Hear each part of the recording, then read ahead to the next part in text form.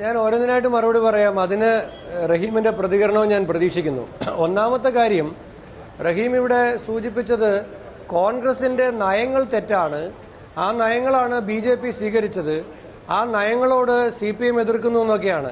ലളിതമായൊരു ചോദ്യം, ഈ പാലക്കാടിനപ്പുറത്ത് കോയമ്പത്തൂരിൽ കോൺഗ്രസിന്റെ സ്റ്റേജിൽ വന്നിട്ട് CPMന്റെ സ്ഥാനാർത്ഥി വോട്ട് ചോദിക്കുകയാണ്. കോൺഗ്രസും DMKയും ഉൾക്കൊള്ളുന്ന മുന്നണിയിലാണ് ഈ പാലക്കാടിന്റെ തൊട്ടപ്പുറത്ത് കോയമ്പത്തൂരിലെ CPMന്റെ സ്ഥാനാർത്ഥി മത്സരിക്കുന്നത്.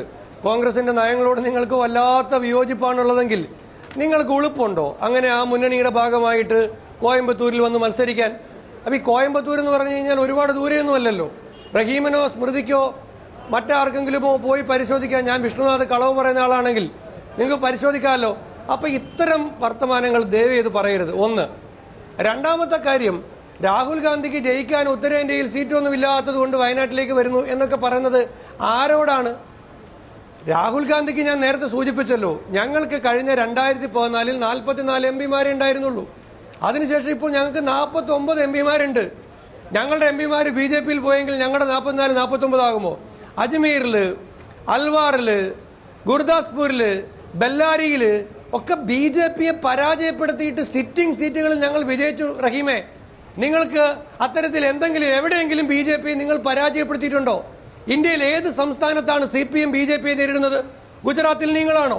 രാജസ്ഥാനിൽ നിങ്ങളാണോ? മധ്യപ്രദേശിൽ നിങ്ങളാണോ? നിങ്ങൾ എവിടെയാണ് BJPയെ നേരിടുന്നത്? നിങ്ങൾ 30 കൊല്ലം ഭരിച്ച ഉത്തർപ്രദേശിൽ, പിന്നെ പശ്ചിമ ബംഗാളിൽ നിങ്ങളുടെ സ്ഥിതി എന്താ? നിങ്ങൾക്ക് അവിടെ നിങ്ങളുടെ സ്ഥാനത്തേക്ക് ഞങ്ങളുടെ പാർട്ടിയിലുള്ള പ്രവർത്തകർ തൃണമൂലിലേക്ക് പോയിരുന്നു. പിന്നെ അവിടെ ഉണ്ടായിരുന്ന CPMകാരാണ്. BJP അവിടെ പിന്നെ മേൽക്കോയ്മ ഉണ്ടാക്കുന്നെങ്കിൽ CPMന്റെ അണികൾ കൂട്ടത്തോടെ BJPയിൽ പോയിട്ടല്ലേ? റഹീം, എന്റെ ഒറ്റ ചോദ്യത്തിന് മറുപടി പറഞ്ഞാൽ മതി. CPM BJPയിലേക്ക് കോൺഗ്രസ്സുകാർ പോകുന്നു എന്ന് പറഞ്ഞു. ഇന്നലെ വരെ റഹീമിന്റെ പാർട്ടിയുടെ പശ്ചിമ ബംഗാളിലെ MP ആയിരുന്ന ഗഗൻ ബർമു ഇന്നലെ പ്രഖ്യാപിച്ച BJP പട്ടികയിലെ സ്ഥാനാർത്ഥിയായല്ലോ. എങ്ങനെയാണ് പശ്ചിമ ബംഗാളിലെ CPMന്റെ MLA ഗഗൻ മർമു BJPയുടെ സ്ഥാനാർത്ഥിയായത്? അപ്പോൾ അതിന് നിങ്ങൾക്ക് മറുപടി ഉണ്ടോ? മറുപടി പറയാതെ പോകരുത്. അപ്പോൾ രാഹുൽ ഗാന്ധിക്ക് മത്സരിക്കണമെങ്കിൽ ഉത്തരേന്ത്യയിൽ എവിടെയും മത്സരിക്കാം. ഗോപാലകൃഷ്ണൻ പറയുന്നത് ലോജിക്ക് ഞാൻ ചോദ്യം ചെയ്യുകയാണ്. 2 സീറ്റിൽ മത്സരിക്കുന്നത് തോൽവി ഭയന്നിട്ടാണെങ്കിൽ മോദി എന്തിനാണ് വഡോദരയിലും വാരണാസിയിലും മത്സരിച്ചത്? ഇത് ആദ്യമായിട്ടല്ല. കോൺഗ്രസ് നേതാക്കന്മാർ 2 സീറ്റിൽ മത്സരിച്ചിട്ടുണ്ട്. ഇന്ദിരാഗാന്ധി മത്സരിച്ചിട്ടുണ്ട്, സോണിയാഗാന്ധി അമേത്തിയിലും ബെല്ലാരിയിലും മത്സരിച്ചിട്ടുണ്ട്. സുഷമ സ്വരാജ് അല്ലേ വന്നു മത്സരിച്ചത്? BJPയുടെ ഏറ്റവും വലിയ നേതാവ് സുഷമ സ്വരാജ് 2.5 ലക്ഷം വോട്ടിനല്ലേ സുഷമ സ്വരാജിനെ സോണിയാഗാന്ധി ബെല്ലാരിയിൽ പരാജയപ്പെടുത്തിയത്?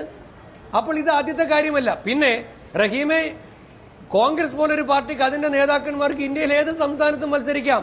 നിങ്ങളുടെ യെച്ചൂരിക്ക് ഇപ്പോഴെങ്കിലും ഒരു തെരഞ്ഞെടുപ്പിൽ രാജ്യസഭയിൽ കൂടിയല്ലാതെ കേരളത്തിലെങ്കിലും വന്ന് ഒരു തെരഞ്ഞെടുപ്പിൽ മത്സരിക്കാൻ, സുധാകരനെതിരെ നിങ്ങളുടെ സ്ഥാനാർത്ഥിയെ പിൻവലിപ്പിച്ചിട്ട് യെച്ചൂരിയെ മത്സരിപ്പിക്കുക. കണ്ണൂര് പിണറായി വിജയന്റെയും കോടിയേരിയുടെയും മണ്ഡലമല്ലേ? ഞാൻ വെല്ലുവിളിക്കുന്നു, നിങ്ങളുടെ ദേശീയ സെക്രട്ടറി യെച്ചൂരിയെ സുധാകരനെതിരെ കണ്ണൂരിൽ മത്സരിപ്പിക്കാനുള്ള ധൈര്യം നിങ്ങൾക്കുണ്ടോ?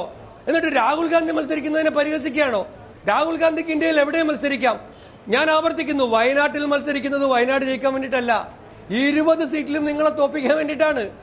BJPയെ പരാജയപ്പെടുത്താൻ ഞങ്ങൾ ഏറ്റവും വലിയ ഒറ്റകക്ഷിയാകണം, അതിനു വേണ്ടിയിട്ടാണ്. ഇവിടെ സ്മൃതി ശരിയാമണ്ണം ചോദിച്ചതുപോലെ ചില ന്യൂനപക്ഷങ്ങളെ തെറ്റിദ്ധരിപ്പിക്കാൻ വേണ്ടിയിട്ട് കോലീബി എന്നൊക്കെ പറഞ്ഞ് നടക്കുകയാണ് നിങ്ങൾ.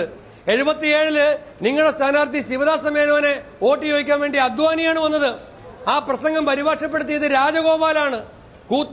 പിണറായി വിജയൻ ജനസംഘത്തിന്റെ പിന്തുണയോടുകൂടി മത്സരിച്ച CPMന്റെ സ്ഥാനാർത്ഥിയാണ്. 2 MPമാര് മാത്രം ഉണ്ടായിരുന്ന BJPയെ ഇത്രയും വലിയ പാർട്ടിയാക്കി മാറ്റിയത് കോൺഗ്രസിനെ പരാജയപ്പെടുത്താൻ ഏതു ചെകുത്താന്റെയും കൂട്ടുപിടിക്കാമെന്ന EMSന്റെ നയല്ലേ? കൽക്കട്ട റാലിയിൽ EMSും സുർജിത്തും അദ്വാനിയും വാജ്പേയിയും ഒരുമിച്ച് ആ റാലിയിൽ പങ്കെടുത്തിട്ടില്ലേ? ഞങ്ങൾ ഇതുവരെ ഒരു BJP നേതാവിനോടൊപ്പം പരസ്യമായി വേദി പങ്കിട്ടിട്ടില്ല. ഇതൊക്കെ ചെയ്തത് നിങ്ങളല്ലേ? എന്നിട്ട് നിങ്ങൾ ആരെ തെറ്റിദ്ധരിപ്പിക്കുകയാണ്? അതുകൊണ്ട് സ്മൃതി ശരിയാമെന്ന് സൂചിപ്പിച്ചതുപോലെ ഇനി എന്തായാലും കോലീബി എന്ന് പറഞ്ഞ് വരത്തില്ലല്ലോ, അതൊക്കെ പോയല്ലോ. ഇവിടെ രാഹുൽ ഗാന്ധി മത്സരിക്കുന്നുണ്ടെങ്കിൽ രാഹുൽ ഗാന്ധി കേരളത്തിലെ 20 സീറ്റിലും നിങ്ങളെ തോപ്പിക്കാൻ വേണ്ടിയിട്ടാണ്.